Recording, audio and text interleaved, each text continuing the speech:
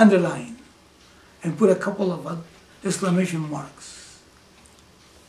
Kurvam api na lipyati. Kurvam api na lipyate. In any manner, the guy doesn't become this thing.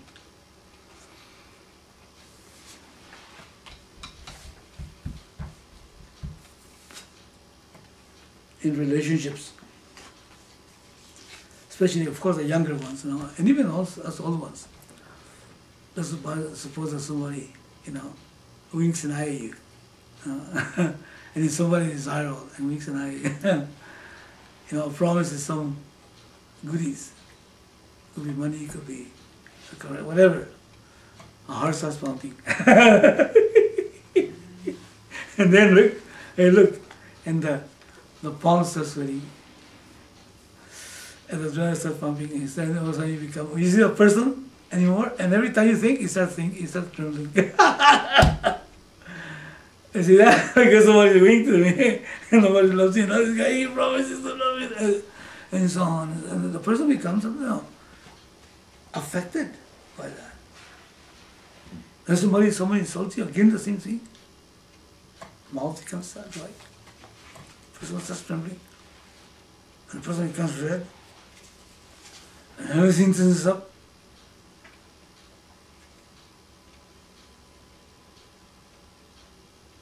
Because the person has been affected by it.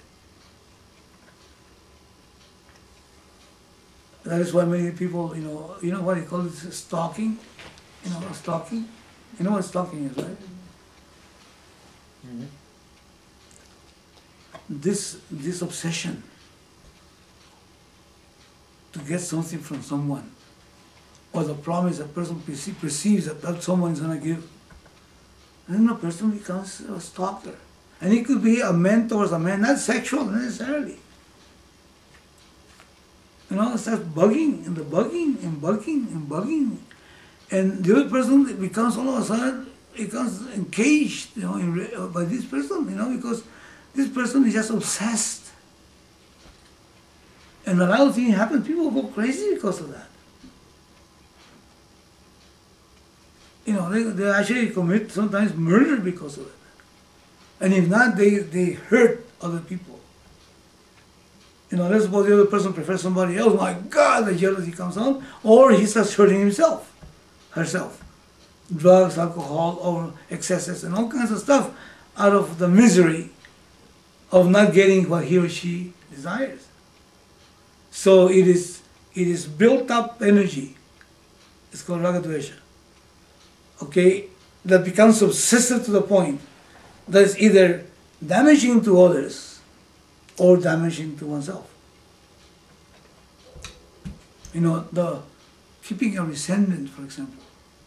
Somebody has done this to me, and that person gives them and because all of a sudden that person becomes so engrossed and so affected by it that this knowledge becomes something that we don't even consider. We're too busy. Look at Arjuna. Now think about it. Let me go back to the Bhagavad Gita. Now think of Arjuna. He was a friend, and he acknowledged in Lord Krishna a superior being in many ways, isn't it? Now, when he was in exile, he met some of the greatest Vedantins, men of wisdom, including Vyasa himself, in the forest. And he never even considered seeking this knowledge from them. He knew about it. He knew that this guy's headed, but it never entered his mind. Even when he was discussing, when he took Krishna as his charioteer, he wasn't for the sake of gaining the vision that Krishna had, as a student. No. The guy always had in mind every year, every day, every second that he was out there in the jungle, was how he was going to put Duryodhana in his place. Isn't it? That's all he had in mind. waiting for the 13th day, or the 13th year, the last day, to be able to come back and claim what it was his. He never thought, and his heart was angered, isn't it? Look at what he did to Draupadi. You know, his wife. Actually, he's and his brother's wife. you know, and the story that they're pulling the sari, can you imagine to do that to your wife? To demean her to the worst in front of others and start pulling the sari? It was because she invoked Lord Krishna that she was able to keep the sari on and on and on, and they never undressed her. But that was a tremendous insult to a human being with the most precious thing, which is his wife. So every time that he got a thorn, as Swami Dayananda says, in his foot out in the jungle, he was thinking about Duryodhana. Now, here we are as human beings. This knowledge could be in front of us. Highest knowledge in the world. But if our mind is just committed and fixated, obsessed with things and beings and situations of what we got that we shouldn't have gotten, and what we didn't get that we should have gotten. Guilt and resentments. Look at this, please. Then the mind is just fixated on that, and the mind, even though the knowledge is in front of you, the mind will never rise to the possibilities that it has to be able to gain the purpose of coming home, coming to be alive. And life is just goes by before you know it. You can no longer hear, you can no longer sit. That's gone. That's it. So anyway, so what we're talking about here, it is a tremendous energy that is expended.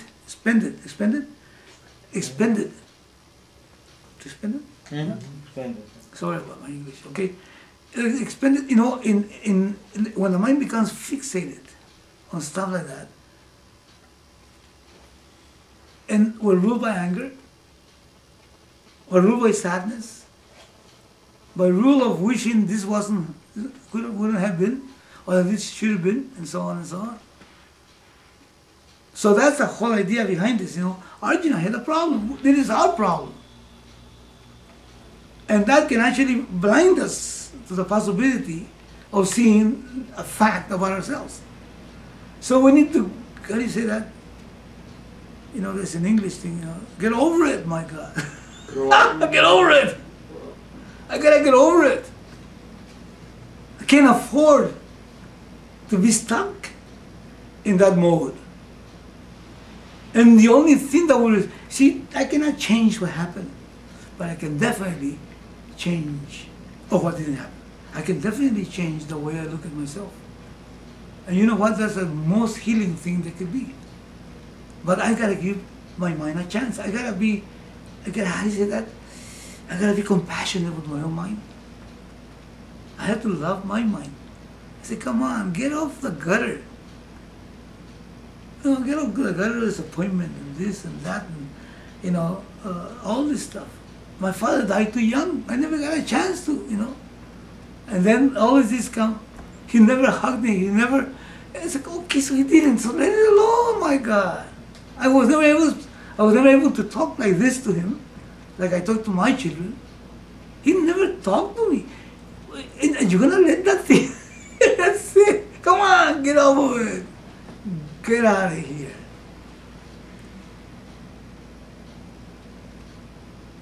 Otherwise, again, this thing won't sink in. So, and then if that happens, I might discern that there's nothing wrong with me. And then I might be able to accept the paradigm of what the Shastra is telling me. Otherwise, you know, I'm too committed to something that has no solution. I mean, you can still go back like Arjuna and warrior Duryodhana, but then as Swami Chimayananda used to say so beautiful, go there, fight, but with an ego-centered desires. Fight what is right, and do the best you can. and then know that the results of your actions, you only have a right to claim your action, and the results all come from the Lord, and you take those as prasad. You know, that's the switch that needs to be happening. And then go and fight, no problem. But my God, if you keep going, that when I win, then that'll be all right. And if I lose, it's my loss. And if I win, it's my winning, my victory. This is just pride, which is called vanity, which is synonymous to vacuity. You know, vacuity.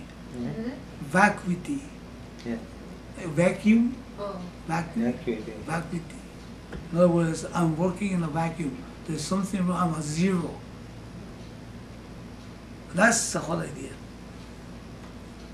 So anyway, this part right here is very important. So I need to acknowledge that. I need to accept that. It's not a small thing what the teacher is saying here. It's big. Please read the next section, will you?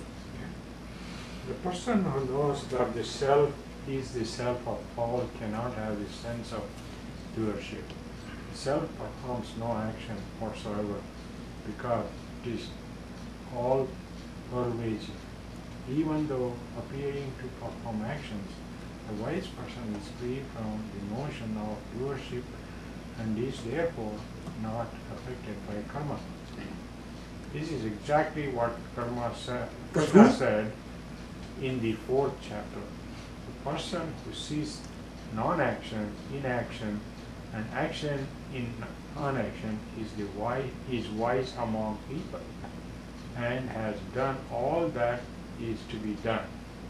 This then is the knowledge of sannyasa. No, the knowledge, quote, comma, sannyasa. This then is the knowledge, sannyasa, accomplished by the wise, who is sarvabhuta, atmabhuta, atma.